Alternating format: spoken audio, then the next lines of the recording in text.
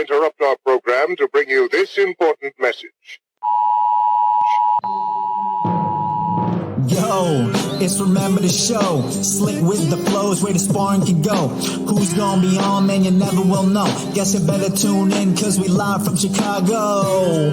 Belal Muhammad, that's the king of the tweets. Jason Anik looks like John, step his hands to his feet. Every Thursday, we gon' give you a treat. It's Remember the Show, hit play and repeat.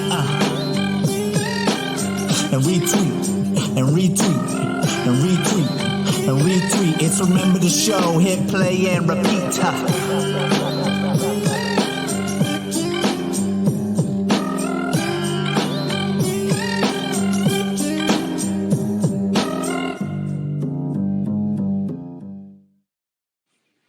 Yes. What is up, live from Abu Dhabi?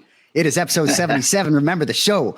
My name is Jason Anik, joined by my man, embedded in training camp overseas, coming up for air tonight. The UFC's fifth ranked welterweight contender, Belal Muhammad. What is up, my brother? Great to see your face, man.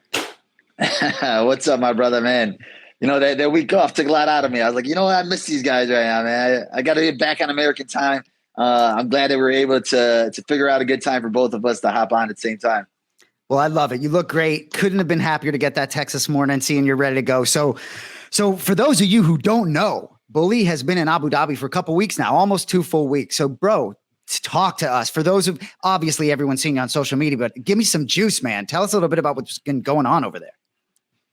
Man, honestly, it's been amazing. Came down here to train with Team Khabib, the Dagestani crew. And dude, it's like just another level of training, just to be able to train with these guys, see what they do, to be involved with them. And, you know, to like, it's not really just training. It's like hopping into the brotherhood. It's like, I say it's an upgraded version of the Ultimate Fighter house. Cause like we're all hopping in vans. We're going to, you know, the Royal Palace gym with everything you really need, all the best facility in the world. And then we're all hopping in the van back here, eating from the Royal Palace chefs. So we're getting top of the line food, top of the line equipment, top of the line workout partners. Every single one of these guys in the room is a dog, is a monster. And it's just been cool. And it's also, you know, being a Muslim and being Arabian, to be in an Arab country, to be surrounded by my people and to be surrounded in this culture for this long is another amazing thing too, is because, you know, being in America and things like that, you don't really get this feel every single day. You don't hear the call to prayer out in the crowd, in the streets, and everybody going to the mosque at the same exact time. It just feels good. It just like settles your heart a little bit. And it's also too, it's like I'm on a different time zone, so you don't have to deal with the daily stresses of you leave a practice and then somebody hits you up like, hey bro, could you come pick me up from here? Could you do this for me real quick? Or, hey, I need a favor. I was like, yeah, sorry, wrong time zone. You can't hit me up. Even my phone number doesn't even work right now out here. So I had to get like a local number. So I've been missing a lot of calls. If anybody's been trying to call me, hit me up on Instagram, and I'll give you my real number if I like you. Well, dude, so we're sitting here on Thursday, 3 weeks and 2 days away from your fight. You've been there about 2 weeks. So I know you've spent some time around Khabib in the past. This is obviously a whole different experience, spending some extended time. You're going to be well acclimated before your fight. Has there been anything that surprised you so far about being with this crew and being sort of a part of this championship team heading toward October 22nd? The biggest thing that surprised me, not really surprised, but like you've always understood that there was a brotherhood about them, and people would always say like, oh, these guys are always together, these guys are always close. But now, like, I understand now why, because like when one of them does something, they all do something. They're all together. They're all close together. And like when you see Khabib tell Hamza, like, you need Muslims around you.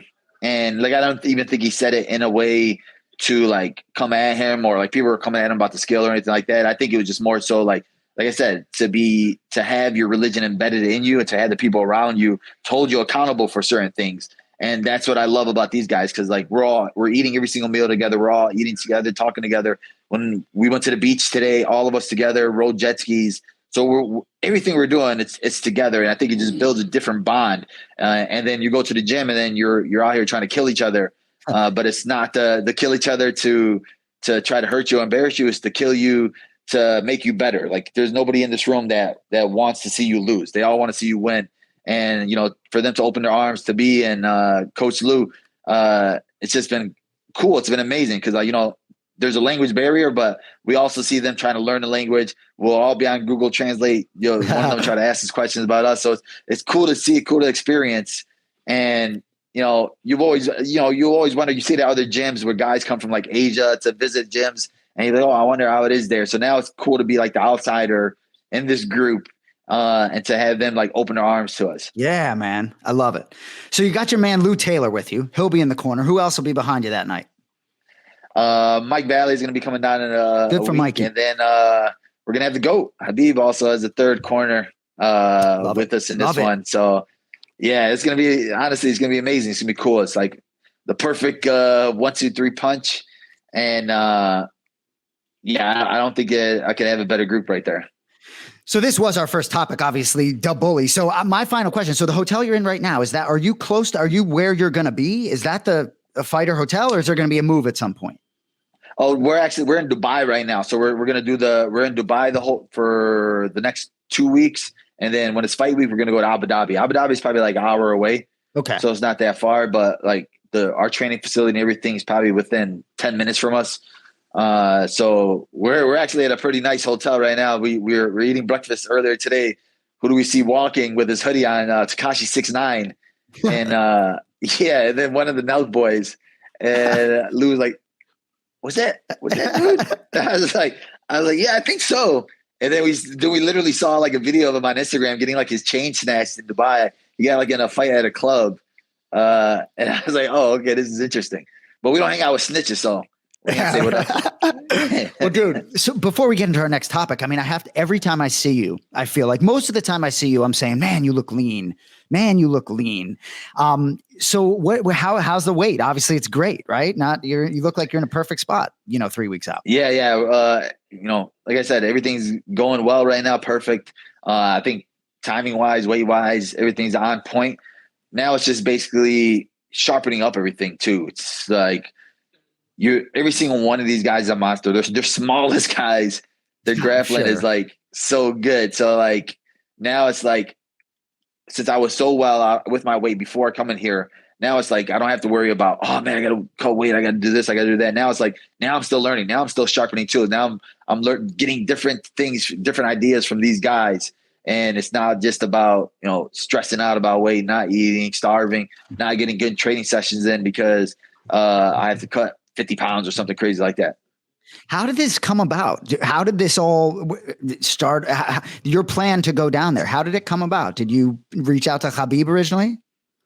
Well, the last camp I had for Luke, I trained with Khabib and his crew in Vegas when they were down there. So I was with them for like a week down there, and I just loved it down there. So then for this one, me and Khabib, we both have Ali as the manager, and then Ali just said, "Oh, I think their crew would be good for you." And I was like, I mean, if they're willing to, and Khabib messaged me, hit me up, said, "Yeah, for sure, come down. I'll have everything set for you, the room, everything, cars. You don't need nothing." And I'm sitting there thinking like, yeah, okay. And even still to like when we're still on our way here, I'm still wondering, like, right. All right, so is it all really going to be set? Right, accommodations all set for my boy Lou. Yeah, I'm like, bro. And then me and Lou hop off the plane, and like they had a driver with the sign. Drove us all the way here, took care of us, and it's just been cool. Like even just like the normal people out here, we're getting so many people. Oh, let me give you a custom suit. We got fitted for custom suits for free, and got a haircut for free, and everybody wants to invite us over for dinner and see us, and it's just been cool to just that hospitality from everybody here in the country. It's been amazing. I love it. I'm sure we could have hopped off the plane and stayed at somebody random's house just by posting on Instagram. I hear you. Well, and also too, it's nice to be able to be there to help Islam hopefully achieve his dream. Yeah, that's been cool, man. Just training with them too, rolling with them. I'm like, you hear it all the time, like, oh, this guy's a monster. This guy's this guy's actually feeling it and seeing them, and like you said, watching these guys spar and train and seeing how hard they're pushing each other. It's cool, and like when guys say that, he could be the best welterweight to ever do it. I mean, the best lightweight to ever do it. I understand why, because you see them in the training room, you see them in there, like people always see the fight and they say, oh, well, who do you fight? Blah, blah, blah. But I'm seeing him in the training room. I'm seeing the work he's put in. He's for sure he's definitely all the hype. I believe it. So moving on to the PFL and your girl, Kayla Harrison. So she will fight once again, defending her lightweight belt in New York City, Madison Square Garden, November 25th, Thanksgiving weekend. So we're just touching base with you on this. I believe you made a bet. So Thanksgiving weekend in New York for you, bully, or what? We're not trying to put pressure on you on your own show. A Lannister always pays his debt. So I definitely got to go down there for that. I got to support Kayla. She's been a great guest of the show, a great friend of the show, such a good person. So it's going to be cool to go down there and watch her win her million. I'm really hoping that me going down there means that I don't really have to wear that costume that she's trying to make me wear. So I'm hoping the fact that I'm down there is enough for her. I would think that would be enough. You took the words out of my mouth. That was my next question. I think you just representing yourself and being there for her should be enough. So, dude, on that same card, we'll move right along. So Moraes coming out of retirement, Marlon Moraes coming out of retirement, facing Shane Burgos in the PFL that night. Certainly would be a nice fight for you to see. I will say, if they're trying to get eyeballs on the PFL, that certainly piqued my interest. Great fight. I'm a little surprised to see Moraes coming out. I'm sure the price was right. Talk to me a little bit about that scrap coming up. Yeah, it's crazy because, you hear it all the time with Moraes, where everybody's like, oh, he needs to move up to 145. He needs to move up to 145. And then you saw him retire and you're like, it was time. He lost 4 or 5 in a row. And then when you saw him get signed by the PFL, I'm like, well, okay, well, maybe 145. We'll see what he does at 145. But then you give him the biggest 145 pounder on the planet. Like, I fought in the same card as Shane Burgos, and I'm like, how the heck does this guy make 145? Right. Stylistically, though, this is going to be a banger. But, Burgos always comes to fight. He always brings a freaking barroom brawl style. And, Moraes, that first 2 to 3 minutes, he's going to come to bang and he's going to have so much explosiveness. And him moving up to 145, I wonder if it's going to help his cardio out. I just hope that his chin holds up. Maybe that time off really helped him recover. But, I want to see Burgos in this tournament. I want to see him here. I'm training also with the 45 champ from last year, Movid, the one with the flying knee. He's over here too. He's a monster too. So got some PFL guys here too. It's crazy. I like it. So moving on, Islam. So you alluded to this earlier, but so Coach Javier, I guess, said he's the best 155 pounder in history. You said you felt it. So how much are you really working? How much are you really sort of going, scrapping, rolling, sparring with Islam? We're doing a lot of grappling together. Yeah. So we're doing a lot of grappling together. Feeling his strength, feeling his work. He definitely has it. And just the way that, being in the room with these guys, it's different because there's after every practice, Khabib sits everybody down and he's telling you what you did wrong. Like, hey, I was watching practice, I was watching sparring, this is what you did, and you're getting called out in front of everybody. So, usually it'll be one of those things where the coach, talk to you on your side, you need to do this, this, and this, but this way, everybody's knowing what your problems are, what your issues are. You need to do this, this, and this way. Why'd you get caught with this, this, and this? And it just holds you kind of more accountable for everything. And it lets everybody else know too in the room, like, maybe I'm doing that too, or maybe that hurts me or something like that. So it's cool to see that they're doing the way they do things and you understand why they're all so good too. And why they're always getting better is because they're not satisfied with just winning. They're not satisfied with this, oh, I dominated this fight, this, and this. Like, no, you messed up here in sparring, you messed up here in sparring, you messed up here. And you're getting pointers from the GOAT, the undefeated legend who didn't lose to anybody in the UFC or anybody ever. And he's giving you those pointers. And the way that he talks to Islam, you can just tell how high he regards him too. It's like he's snapping on everybody else, but then Islam is like, you guys need to be more like Islam. You guys need to do this like Islam. So it's like, it's funny to see how they all look at him, even the coaches look at him, because Islam never does anything wrong. And then you look at him spar and everything, and it's like, man, this guy does not make any mistakes. This guy is so good everywhere, and it's cool to see. But Islam is like so humble. He's so cool. He's so nice. You're like, he'll show me a million different things. Oh, do this way. Try it this way. So to be able to learn from him too has been cool, been amazing too. It's interesting you say that because longtime Patriots head coach Bill Belichick is well known for sort of ripping Tom Brady in front of everybody else, sort of let everybody else know if I'm ripping the greatest quarterback of all time, I have carte blanche to rip you boys. You know what I mean? And so it's interesting. Islam doesn't seem like he has much to rip, but I was going to say, Khabib wouldn't hold back, I'm sure, if he had something to say to Islam. Oh, man, dude. Yeah, this guy will not hold back at all. But he's like snapping on his other, his cousins, his brothers, Usman, who's another undefeated, Umar, who's undefeated. And, he's snapping on them with the things. And then we played soccer yesterday and they're like, hey, pointing to me and Lou, you guys play soccer. And we're like, I mean, we hustle. We play basketball. We'll play. And then we're playing soccer. And then freaking, we suck. And Khabib's competitive side came out, snapping on everybody, like, because our team was down like 5-0. and then like, brother, please hustle. I was like, dude, I don't know what you want me to do. I'm like, bro, I don't know how to kick a ball. And then the second half, like we did 2 30-minute halves. And then the second half, he went out there, scored 8 goals. Like I'm talking about some sick goals, like beautiful freaking Ronaldo passes. Like they're really good soccer players. Like, is Khabib in good shape right now? Can he run up and down the soccer field? Yeah. Like, I mean, he's good enough shape for that. And like, I think his competitive side just comes out and it just makes him get in shape for that. Like, because he's still rolling with everybody. He's still grappling when we grapple. He just doesn't spar. So for you, like when we're running around a track, like we do a team run 2 on Friday nights. And then, Khabib is doing a team run. He's doing a bike ride. So like, he's still staying in shape. So for you, running up and down a soccer field, is it a piece of cake given the condition you're in? I don't mean to say it like that, but am I right? Yeah, and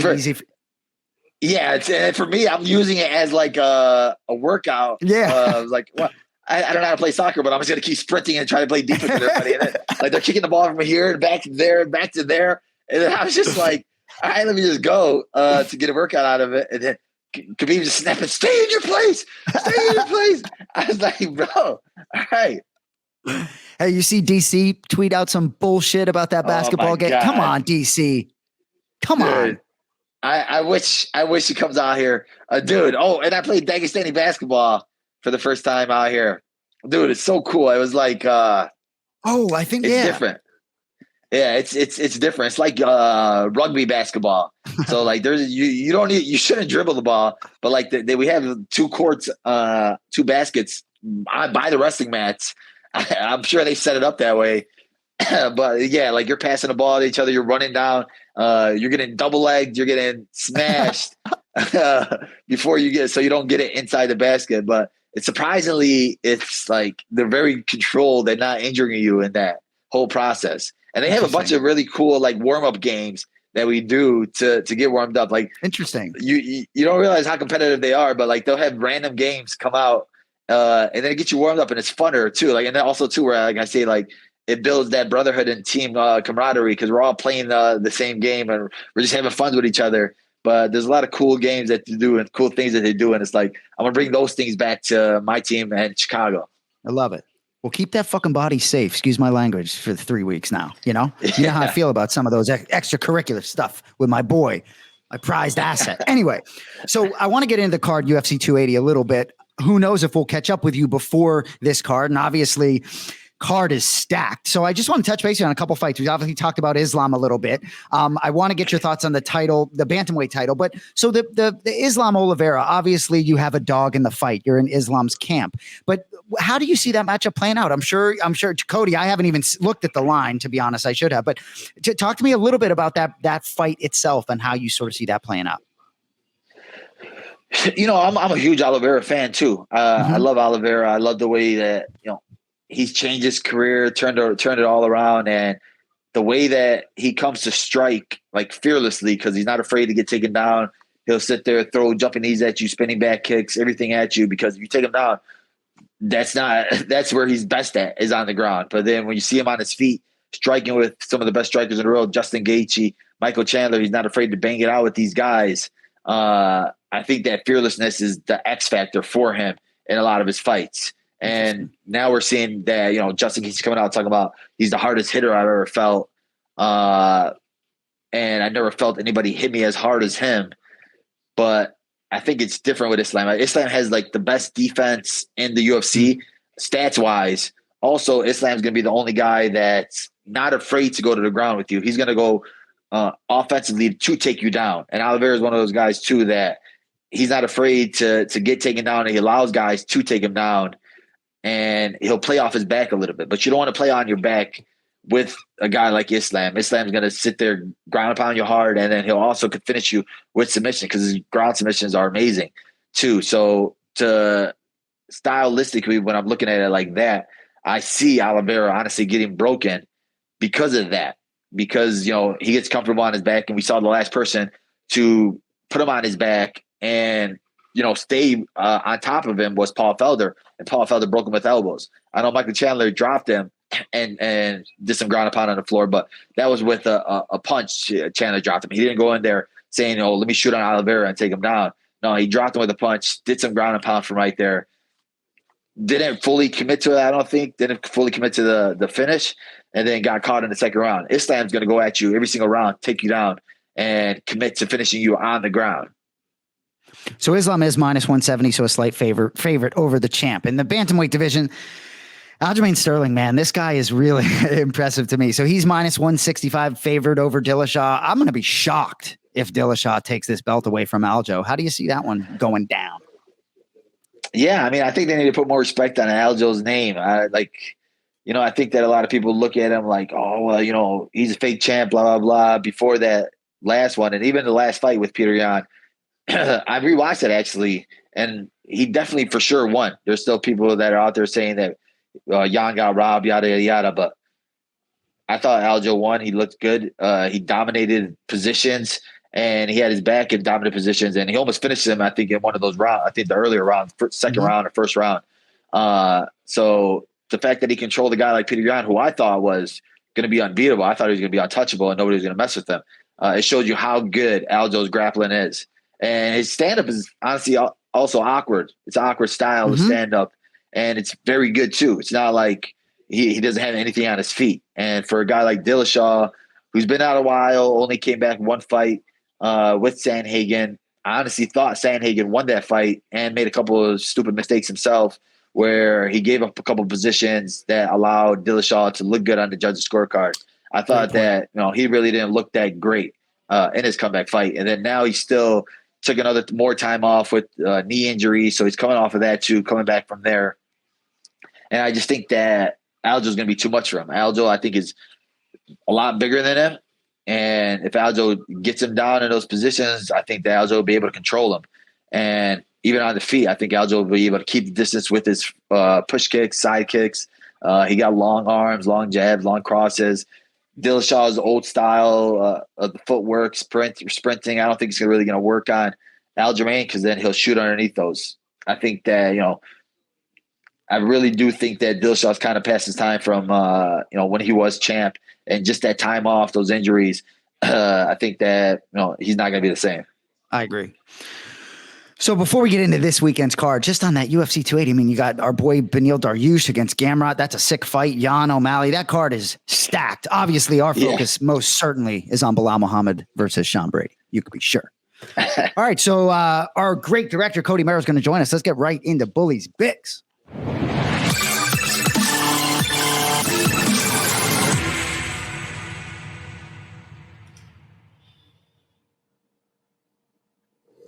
So, Bully, welcome, Cody. Nice to see those blue eyes on the screen. So, Bully, I know you're attaboy. Keep hydrating. Shout out Dustin for you. So you heard Mackenzie Dern. You've obviously heard about the Apex. Mackenzie Dern, I guess, saying Mark Zuckerberg rented out the place. Dana White denied it. You've heard these rumblings, I assume, Mr. Muhammad. Yeah, I've heard of it. I'm wondering what the heck it's going to be, though. Like, I don't get what. Nobody knows. I'm sure it has to do something with Mark Zuckerberg. I'm sure Mackenzie Dern just come out of nowhere and just make something up. But I want to know what it is. I wonder if it's gonna be like an announcement, or maybe Mark Zuckerberg's gonna make the fights all in 3D metaverse style. I don't know what the heck it's gonna be. Well, I think that's the interesting part, right? Is because it's not just shut to fans; it's also no media. So it's like, in what world is it not okay for the media to be there either? Dana was like, "Yeah, take the day off." So not even going to be in the back. So it's pretty interesting in that regard. I think it is something with the metaverse. It's not on any like educated information, but that's my hunch as well.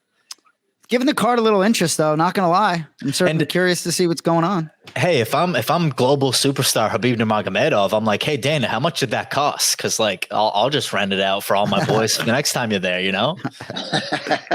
Yeah, honestly, I can see him doing that too. It's just like we went to a couple of restaurants down here, and then there was nobody here. They closed off the whole restaurant for us, and I'm like, dang, this is what level we're on right now. This is what level Khabib's on. I was like, all right, cool. I can get used to this. I like Well, you can be sure my brother John knows something about this, but he didn't really want to talk to me much during fight week, so I sort of keep my distance. I'm not that curious to where I need to bug him about it, but some people know, you can be sure.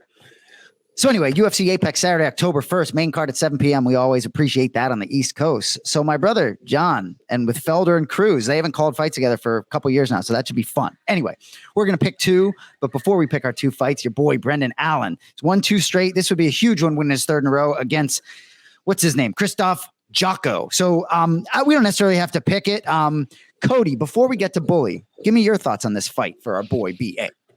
I mean, I don't need to have thoughts. It's like I'm rolling with BA. I'm putting the money on BA. I think he's going to go in there and wreck house. I think Jocko is a good matchup for him. I think it's a step up in competition from what BA has been facing. And I think that means that he's going to be in training camp knowing that. So I'm sure him and Henry have been in the lab and working on some new stuff. So I think it's a good matchup for BA heading into this weekend. Bully? Yeah, BA, he's been posting all day, tagging Jocko and all of his stories and everything. I was like, bro, he's motivated for this fight for sure. I think it's a good fight for him stylistically. I just hope that he doesn't get into, frustrated mode, because Jocko's one of the guys who has really good footwork, moves a lot. And then, BA wants to just stand in front of you and like, hey, come on, let's bang it out. Don't get into cocky mode, because like I tell people, I'm like, BA is one of the best guys in the division, I think, and people underestimate a lot, and he gets himself into a lot of bad spots because his IQ is not there yet, or he just wants to bang. Let's just bang, bro. And he's better than that. Like that win against Holland where he dominated him. It looked like what Chimaev did to Holland. That's what BA did to Holland first, and people don't remember that because he has a couple losses in the UFC because a lot of the time it's low fight IQ for him. So I think that if he goes in this fight very smart, he has to fight very smart. Jocko coming off of a win off of our other boy, Gerald Mearshart, and he fought very smart in that fight. So I think that BA wants to get this one back for our boy, and he just can't make it personal. You still got to be all business.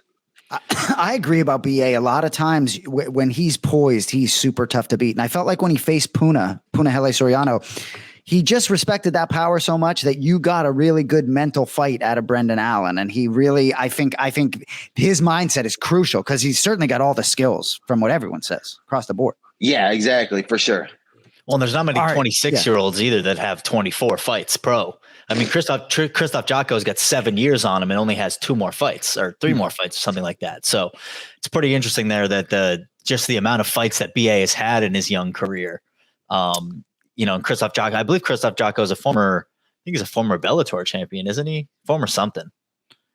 You would know better than me. I'm incorrect, but he's been on the scene for a while. He's a UFC vet, and like I said, I think it's a step up in competition from a Puna. So I think it's a good fight for BA.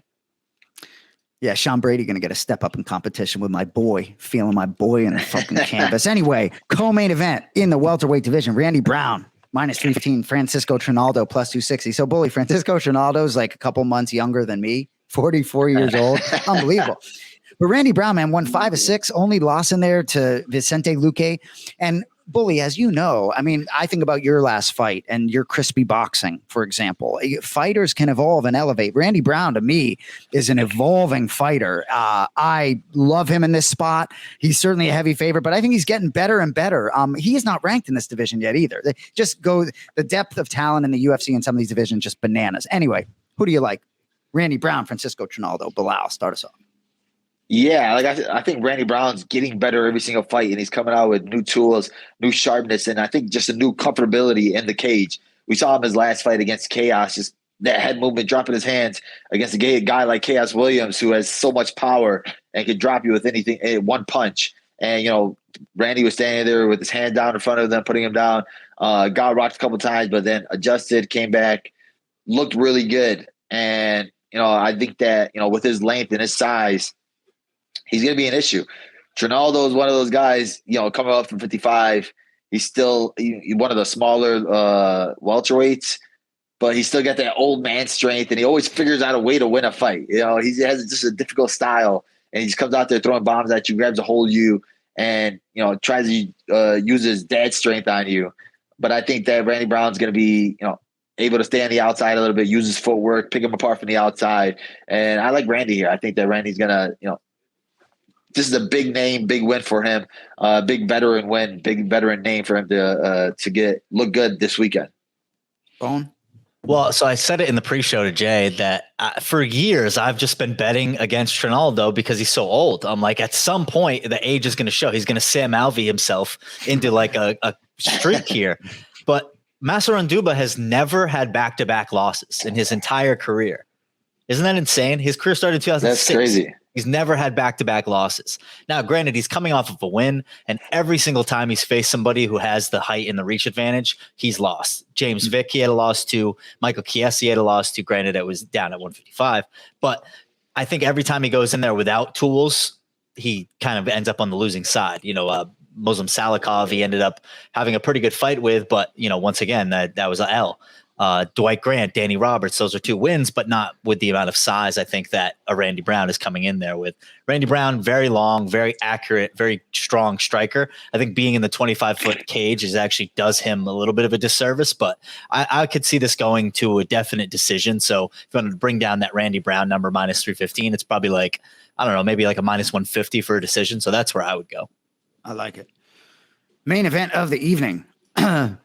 Dana's probably not too happy with Mackenzie Dern right now. But anyway, so she's going to have to do something special to get a bonus. But anyway, Mackenzie Dern, 5th-ranked strawweight versus Yan Xiaonan. Mackenzie Dern -230, Yan +195. So Dern's won 5 of the last 6. She bounced back from a loss against Marina Rodriguez. That was a fight of the night. That was last October, about a year ago. Split decision win over Tisha Torres April 9th of this year. Yan had been undefeated in the big show before back-to-back losses, Esparza and also Marina Rodriguez most recently. So main event, not too close on paper. Belal, how do you see it playing out, and who is victorious? Yeah, this Yao Xiaonan, I thought she was going to be a monster. She was going to be a name in the division, but, back-to-back losses, albeit to monsters themselves. Carla Esparza, she looked the best she's ever looked when she fought Yao Xiaonan. And she did. I don't know if Xiaonan just caught her on the wrong day, but Esparza came out there, got her first finish in a while against her. And then, Marina Rodriguez, I think it's also one of those girls that just her striking is so crisp, such a hard fighter. And Mackenzie Dern felt that Marina Rodriguez striking when she fought her. The biggest thing for Mackenzie is, I think she leaves a little bit too many openings on the feet, and her stand-up's not there yet, but I think there's levels to the ground. And I think that her level of ground is way higher than Yao Xiaonan. And I think that her stand-up's going to be able to hold steady and defend some of Yao Xiaonan's strikes to get a hold of her and pull her down. And we saw she fights all the way into the end. No matter whether she's getting killed or not, she'll fight you all 5 rounds. And there was, I think, the fourth or third round against Marina Rodriguez. She almost had a couple finishes. So you have to be on your toes at all times during fighting Mackenzie Dern. And I think that Mackenzie's going to come out here and get a big finish, big win. Cody? Yeah, I can't help but agree. And, I was trying to find some points to lean towards Yan Xiaonan's way, but it's just hard to find data points. I mean, if you wanted to point holes, Mackenzie Dern, her last fight against, Tisha Torres, her fight against Tisha Torres, you could argue that she didn't win it, went to a decision. It was a split. But as Belal said, I think the ground game is just so high for Mackenzie that, she could pause the ground game for years and work on the striking, which I'm sure she does with Perillo often, that I'm sure that her boxing is increasing at a rate that nobody's going to catch her jiu-jitsu.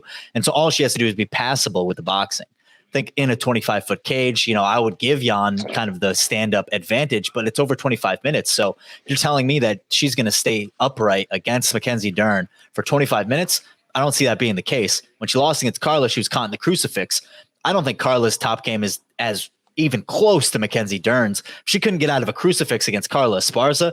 There's no way that she's going to get out of it against Mackenzie Dern. So I think it probably goes by way of sub, maybe third, fourth, fifth round. I think, give Yan her flowers. She'll stay in there. She'll be tough. But I think Mackenzie's just going to have a different answer for her on the ground as far as the top game is concerned. So I'd say Dern by sub.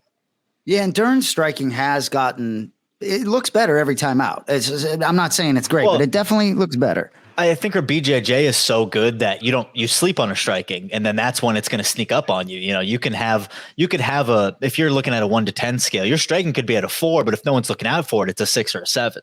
So, when you're aware of a 10 ground game, maybe it's an 8 or a 9, but it's still a very good ground game.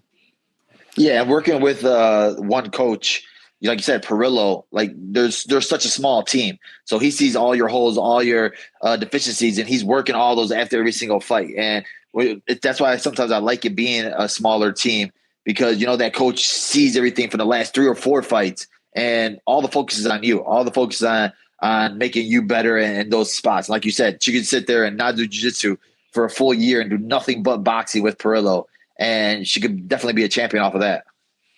Yeah, I mean, I think she might have the best ground game in all of women's MMA, and that's like, who are you comparing her to? I can't tell you off the top of my head who has that level of jiu-jitsu. Maybe Amanda Nunes. I don't know. Yeah, tough. Maybe, I mean, Valentina's top game is very, very good, which is obviously who she would be looking up at. At some point she floated that she wants to be a 2-division champ of 115 and 125. So, high goals for Mackenzie Dern. And I think, as long as you're not on Dana's bad side, you're going to get those matchups when you're a well-spoken, attractive, young woman. So you can be sure. Well, Bully, man, you got a huge team behind you in the United States of America. You could be sure. Hopefully we'll connect with you again before October 22nd, but that's my main event that night. You could be sure. So we're all here for you, man. Great seeing you. Anything else you want to let anyone know before we get out of here, Bully? My brother, I appreciate you guys, man. Great seeing you guys again, bro. Feels good to be back on something normal that I'm used to. So, hopefully, if we can hop on at the same time next week, maybe we'll try to get some guests to come on earlier too. But yeah, it'll be cool. Well, after that, it'll be 2 weeks away. Be all systems go. Cody, what's up? Well, it'll be way easier to get Coach Khabib now that he's in your corner. You'd be like little Khabib versus DC action. Maybe that would be a banger. Oh, that would be good. That would be really good. Yeah, I gotta try to pull that one. Yeah, after the win, inshallah. Yeah, exactly. Inshallah, my brother. We appreciate y'all joining us on episode 77. Remember the show for Cody Merrow, Belal Muhammad. My name is Jason Anik. We appreciate you. We'll see you next Thursday. Later. Peace.